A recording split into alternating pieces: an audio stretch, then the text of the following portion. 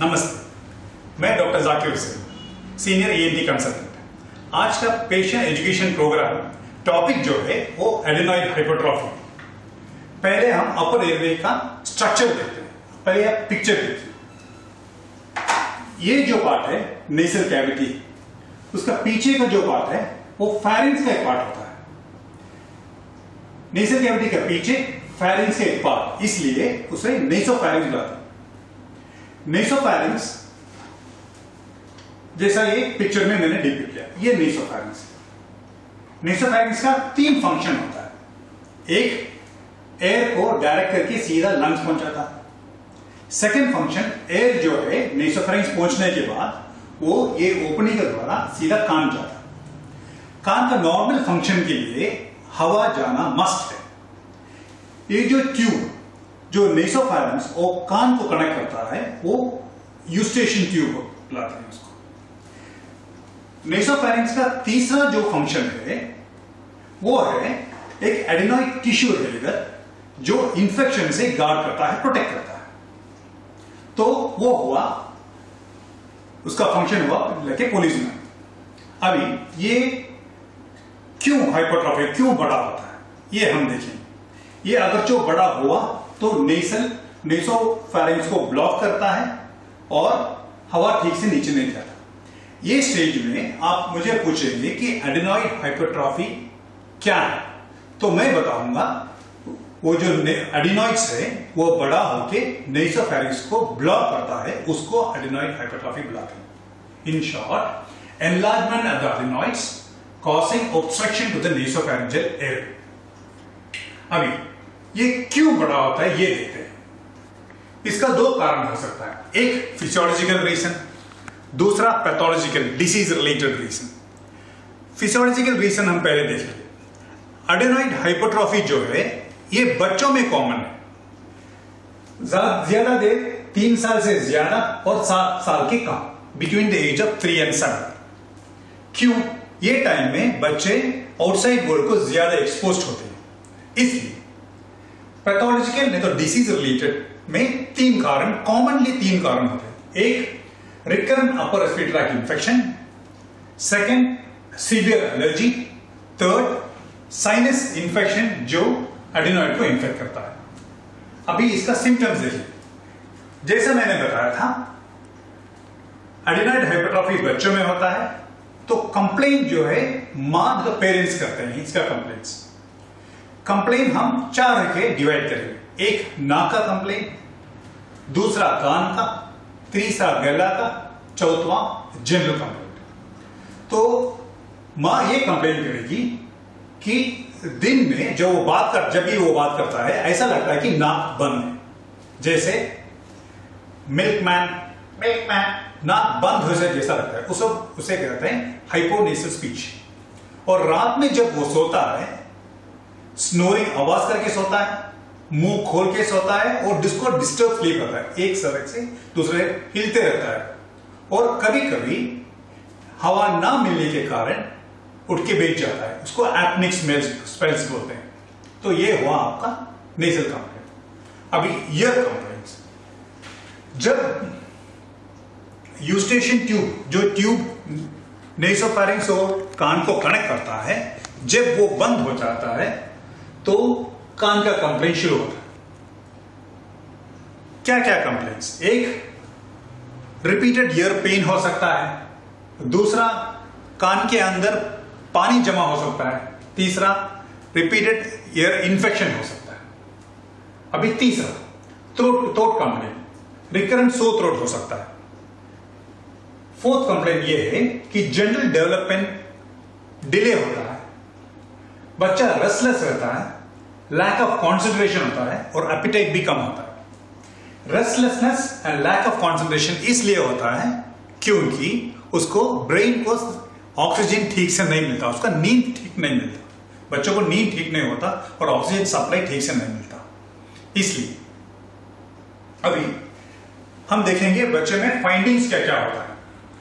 तो ये जो पिक्चर में बताने जाने वाला हूं, वो जो पेशेंट है उसको बहुत साल से adenoid hypertrophy almost near obstruction है और उसका ट्रीटमेंट भी नहीं हुआ। तो ऐसे बच्चों में जब नेग्लेक्टेड होते हैं, जब ट्रीटमेंट टाइम पे नहीं मिलता, उसका फेशियल चेंजेस तक हो जाता है। जैसे ये पिक्चर देखिए, उसका डल लुक है और फेस लॉन्ग फेस है। इसका पेरेंट्स जो है दोनों रॉन्ग फेस है, इसका लॉन्ग फेस है और ओपन माउथ है, पिंच नोस्ट्रिल्स है क्योंकि नाक से ब्रीथ करते नहीं, वो मुंह खोल के ब्रीथ करती है रात में, और retracted upper lip and loss of nasolabial fold. ये जो फोल्ड जब हंसते हैं तो नेसोलेबियल फोल्ड प्रोमिनेंट हो जाता है। ये डल लुक है तो नेसोलेबियल फोल्ड भी गायब हो जाता है। इसी बच्चे में मुंह देखेंगे तो ओरल कैविटी देखेंगे तो उसका अपर इंसिसस टीथ जो है प्रोट्रूडेड रहता है, और पैलेट जो है हाई आर्च पैलेट है। ये है आपका ओरल कैविटी फाइंडिंग। और एडिनॉइड्स का सेकेंडरी इफेक्ट जब ईयर में होता है, क्या होता है? ये नॉर्मल पिक्चर है ईयर का, ईयर ड्रम का नॉर्मल पिक्चर। जब एडिनॉइड हाइपरट्रॉफी होके यूस्टेशन ट्यूब बंद हो जाता है तो कान के पर्दे के पीछे पानी जमा हो जाता है। जैसे इस केस में, इसमें आपको फ्लूइड लेवल दिखेगा और एयर बबल भी दिखेगा। अभी तक हम फेशियल चेंजेस देख लिए, ओरल कैविटी चेंजेस देख लिए, कान का सेकेंडरी इफेक्ट भी देख लिया। अभी तक तो एडिनॉइड तो देखा ही नहीं। मैंने पहले से बताया था कि एडिनॉइड जो है नाक के पीछे के पार्ट है, उसे देखने के लिए दो तरीका है। एक कैमरा डाल के, मतलब एंडोस्कोपी, दूसरा एक्सरे ले सकते। तो एंडोस्कोपी करेंगे तो एडिनॉइड्स है कि नहीं ये कंफर्म कर सकते हैं। अगर जो है तो कितना परसेंटेज वो नेसोफेरिंक्स को ऑब्स्ट्रक्ट कर सकता है, मतलब 25%, 50%, 75% कि 100% ऑब्स्ट्रक्शन। ये दोनों पिक्चर रियल फोटोग्राफ जो ये इस बच्चे में नियरली 90 to 100% ऑब्स्ट्रक्शन था। ये हुआ आपका फ्लेक्सिबल एंडोस्कोपी। अभी क्या क्या इन्वेस्टिगेशंस करना चाहिए? एक्सरे एडेनॉइड्स एंड साइनसेस, कान का 2 टेस्ट भी करना है। तो एक्सरे हुआ पोस्टनेसल स्पेस का एडेनॉइड देखने के लिए। ये नॉर्मल एक्सरे, नॉर्मल एक्सरे में एयर कॉलम ब्लैक सा दिख रहा है, एक ही कैलिबर में जा रहा है, और नाक के पीछे ये बल्ज भी नहीं है, स्मूथ है। अब ये एक्सरे देखिए, एयर कॉलम जो है बहुत थिन है, कॉम्प्रोमाइज है, और इधर एक बल्ज है, इसको एडेनॉइड्स बोलते हैं। ये हुआ आपका x-ray postnasal space. Second sinus x-ray, sinus में साइनसाइटिस है। थर्ड ईयर टेस्टिंग करना है। ईयर टेस्टिंग हुआ आपका 2 टाइप का। ये जो है हियरिंग लॉस कितना है देखने के लिए, और दूसरा जो है उसका मिडिल ईयर में प्रेशर कितना है देखने के लिए। ये सेकेंडरी इफेक्ट होता है एडेनॉइड की वजह से। अभी देखेंगे कि इसका ट्रीटमेंट क्या है। तो सिंपल अंडरस्टैंडिंग के लिए हम एडेनॉइड जो है 2 करके देखेंगे, एक माइल्ड केस, दूसरा जो है moderate to severe case. Mild case can be treated with infection, control of infection and nasal sprays, और मॉडरेट टू सीवियर केस जो है उसके लिए एक ही ट्रीटमेंट है, वो है surgery, that is adenoidectomy. Adenoid has to be removed. अभी कौन सा केस में एडेनॉइडेक्टमी मस्ट है, मतलब इंडिकेशन फॉर एडेनॉइडेक्टमी? तो जब एडेनॉइड्स हाइपरट्रॉफीड है और बच्चे को ठीक से नींद नहीं मिलता और रात में उठ जाता है। Second, foci of infection to sinus, adenoid से इंफेक्शन साइनस को और कान को स्प्रेड होता है, सेकेंडरी इफेक्ट करता है। तीसरा हुआ स्पीच एब्नॉर्मलिटी, और एडेनॉइड्स भी हाइपरट्रॉफीड है। लास्ट हुआ डेंटल ओक्लूजल एब्नॉर्मलिटीज, तो टीथ प्रोट्रूडिंग है, मैल अलाइंड है, उसको ठीक करने के पहले एंडोडोंटिस्ट ये बोलते हैं कि आपका अपर एयरवे, नाक और नेसोफेरिंक्स ठीक है क्या, ईएनटी के पास जाके कंफर्म करके आओ। जब एक्सरे निकालते हैं, एंडोस्कोपी करते हैं, एडेनॉइड्स हाइपरट्रॉफी होता है, तो एडेनॉइडेक्टमी के बाद ही डेंटल ओक्लूजन एब्नॉर्मलिटीज ठीक कर सकते हैं। ये हुआ आपका indication for adenoidectomy. What are the contraindications, कौन सा केस में हम नहीं करते। एक क्लेफ्ट पैलेट में सेपरेशन है, तो सेकंड वाला हुआ पैलेटल पैरालिसिस, नर्व पैल्सी की वजह से वो ठीक से काम नहीं कर रहा। और रिलेटिव कॉन्ट्राइंडिकेशंस हुआ usually below the age of 3 साल के नीचे हम ऑपरेशन नहीं करते, वेट करते हैं कि बच्चा 3 साल का बन जाए। इसका यह मतलब नहीं हुआ कि बच्चा 2 साल का है, सिवियर स्लीप डिस्टर्बेंस है और एपनिया है कि हम नहीं करेंगे। We prefer to do for children more than 3 years। Next जो है ब्लीडिंग एंड क्लॉटिंग डिसऑर्डर्स, मतलब बच्चे में कुछ घाव हो गया और नॉर्मल ब्लीडिंग 7 मिनट से 10 मिनट तक रुक जाना चाहिए। अगर जो नहीं रुक रहा है, वो रुकने के लिए, ब्लीडिंग रुकने के लिए 15 मिनट 20 मिनट लग रहा है, तो उसको कुछ ब्लीडिंग और क्लॉटिंग डिसऑर्डर तो है ही। ऐसा बच्चों में फैमिली हिस्ट्री देखेंगे तो पेरेंट्स को नहीं तो फैमिली में और किसी को भी ऐसा ब्लीडिंग डिसऑर्डर हो सकता है। ऐसे बच्चों में ये हम हेमेटोलॉजिस्ट के पास रेफर करते हैं, डिटेल ब्लड एग्जामिनेशन होता है और डायग्नोस करके ट्रीटमेंट करके उनका जो प्रोटोकॉल होता है वो प्रोटोकॉल के अनुसार ऑपरेट करेंगे। अब प्री ऑपरेटिव, तो प्री ऑपरेटिव के लिए थोड़ा ब्लड टेस्ट चाहिए और उसके साथ में ब्लड ग्रुपिंग और एक्सरे चेस्ट भी ले लेंगे।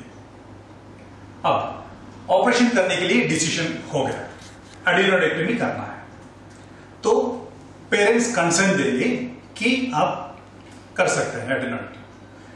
और 1 घंटा और समझो थोड़ा ज्यादा 1.5 आवर्स में ब्लड रिपोर्ट और एक्सरे सब रेडी हो जाता है। ये ब्लड रिपोर्ट और कंसर्न सब के साथ हम बच्चे को पीडियाट्रिशियन के पास लेके जाना है सर्जिकल क्लियरेंस के लिए। वो देके क्लियरेंस देके वो क्लियरेंस के साथ एनेस्थेटिस्ट को देखना है, जो डॉक्टर बेहोश करता है, वो एनेस्थीसिया क्लियरेंस देगा। तो इतना जब हो जाएगा ऑलमोस्ट प्री ऑपरेटिव वर्क कब खत्म होगा। अभी रहा आपका सर्जरी डे केयर हो सकता है और एडमिशन फॉर ए डे और 2 हो सकता है। डे केयर मतलब इतना रिपोर्ट के साथ सब रेडी होने के बाद फैमिली और बच्चा सुबह में आएंगे, उसी दिन ऑपरेशन होगा और शाम में बच्चा को डिस्चार्ज करेंगे। सेकेंड वाला एडमिशन फॉर ए डे और 2, इसमें होता है कि समझो ऑपरेशन ट्यूसडे को पोस्ट किया, मंडे एडमिशन होंगे, ये जो भी करना है मंडे सुबह में होगा, नाइट में बच्चा स्टे करेगा, ट्यूसडे ऑपरेशन होगा, वेडनेसडे मॉर्निंग उसको डिस्चार्ज किया जाएगा। ये हुआ आपका एडमिशन फॉर ए डे और 2। अभी उसी टाइम में बच्चे का complete re examination by ENT doctor भी हो जाएगा, वर्कअप भी हो जाएगा। समझो एडमिट करके कर उस दिन वो ट्यूसडे ऑपरेशन हो रहा है, मंडे एडमिशन हुआ, मंडे नाइट डिनर जो है उसको घर से नहीं तो हॉस्पिटल से लेना है। जंक फूड्स प्लीज अवॉइड करो, पानी भी ज्यादा लेना है उस दिन उसको, और उसको जल्दी सोने दो, 8 hours ऑफ गुड स्लीप। अभी 12 बजे के बाद, रात में 12 बजे के बाद और ऑपरेशन के बाद भी जब तक डॉक्टर नहीं तो स्टाफ सिस्टर नहीं बताती तब तक उसको कुछ भी पीने मत देना प्लीज। नेक्स्ट हुआ सर्जरी, तो नेक्स्ट डे एडेनोइडेक्टोमी सर्जरी के लिए तैयार। सुबह हुआ, ड्रेस सब चेंज कर लिया, थिएटर लेके गए। थिएटर में तकरीबन लगेगा 1 घंटा। 2-3 टेक्निक है वो डॉक्टर पहले से आपको बताएगा, आपको चूज करना है कौन सा टेक्निक करना है। ऑपरेशन समझो 1 घंटा से कम तकरीबन। ऑपरेशन के बाद बच्चा आएगा रिकवरी रूम, उधर वो 15 मिनट से 20 मिनट तक उधर रहेगा। उसके बाद he will join you in the room और टू द वार्ड पेरेंट्स के साथ। जब वो रूम ने तो वार्ड आपके पास आएगा, वो बहुत इरिटेबल मूड में रहेगा, रोता रहेगा। उसके साथ में थोड़ा वॉमिटिंग हो सकता है, जिस्म चाहिए थोड़ा गर्म है, फीवर जैसा लगेगा, और कान का दर्द भी बताएगा। कान तो हमने ऑपरेट ही नहीं किया, पर कान का दर्द बता सकता है और आवाज में बदली होगा। You don't have to worry of all this are the small small things, ये ठीक हो जाएगा। नेक्स्ट 4 आवर्स जो है आपको you have to make him sleep. उसको कुछ पीने मत देना, मुश्किल है, वो रोता रहेगा, इरिटेबल रहेगा। ट्राई तो करो। ये 4 घंटे में वार्ड सिस्टर 2-3 बार आएगी और टेम्परेचर चेक करेगी, पल्स चेक करेगी, देखेगी और ब्लीडिंग का कुछ साइंस देगी। 4 घंटे के बाद वो बताएगी कि आपको कुछ बच्चे को पीने के लिए देना है। पहले थोड़ा ठंडा पानी दे दो, वॉमिट नहीं किया तो आइसक्रीम दे दो, वनीला आइसक्रीम दे दो। ये टाइम में सिस्टर आके एनाल्जेसिक, उसके साथ एंटीबायोटिक और नेचर ड्रॉप्स देगी। अब हम देखेंगे बच्चा का डाइट क्या हो उस दिन। आइस कोल्ड वाटर दे सकते हैं, followed by vanilla ice cream, jelly, pudding and yogurt. अब ये देखेंगे कि क्या क्या डाइट में क्या क्या अवॉइड करना है। ये हुआ hot spicy food, soft drinks and no physical exertional activities.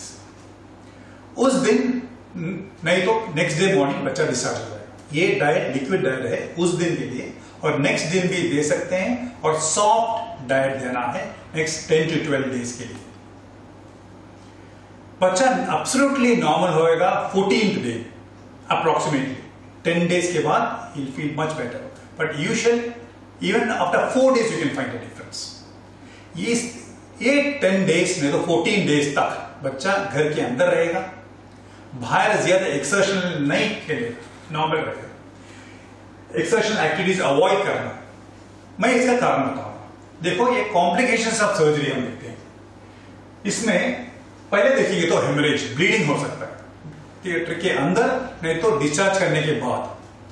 घर जाके अगर जो ब्लीडिंग हुआ तो रुक जाएगा बोल के वेट मत करना प्लीज। फौरन बच्चों को लेके हॉस्पिटल जाना है, डॉक्टर एग्जामिन करेगा और बोलेगा कि शायद उसको एडमिट करना है। एडमिट करेंगे, दोबारा देखेगा, फिर वो डिसीजन लेगा कि थिएटर जाके ऑपरेशन थिएटर में लेके जाके उसको ब्लीडिंग स्पॉट कंट्रोल करने के लिए वैसा बोलेगा तो ही has to be transfer to the theatre, शायद बोल सकता है। तो ये कॉम्प्लिकेशन जब बच्चे ज्यादा एक्टिव होते हैं तो बाहर जाते हैं और ज्यादा एक्सर्शनलाइज करते हैं, वो भी एक कारण बन सकता है। That also can aggravate. So that is why you don't have to expose him to exertional exertions. तो ट्राई टू अवॉइड दैट। दूसरा कॉम्प्लिकेशन है minor injury to the lips, dentation, दांत का, टंग में, पैलेट में हो सकता है। और लास्ट जो है टॉन्सिल के पीछे जो मसल है उसमें उसका पीछे बोन में इफेक्ट हो सकता है। फॉर दिस यू मे और may not need admission and we have to anyway give a close observation to the child. ये हुआ आपका कॉम्प्लिकेशन। रिव्यू दोबारा डॉक्टर को बताने के लिए 10 दिन के बाद, नहीं तो 2 वीक्स के अंदर दोबारा बताना है। तो ये वीडियो में मैंने आपको समझाया एडिनॉइड क्या है, उसका फंक्शन क्या है, मदर का कंप्लेंट्स क्या क्या रहेगा और क्या क्या देखना है, इन्वेस्टिगेशंस क्या क्या करना है, और आप हमसे हॉस्पिटल से क्या एक्सपेक्ट कर सकते हैं, हम आपसे क्या क्या एक्सपेक्ट कर सकते हैं, ये मैंने बताया। Pre operative and post operative care in detail बताया। ये हुआ एडिनॉइड हाइपरट्रॉफी के वीडियो। नमस्कार, थैंक यू।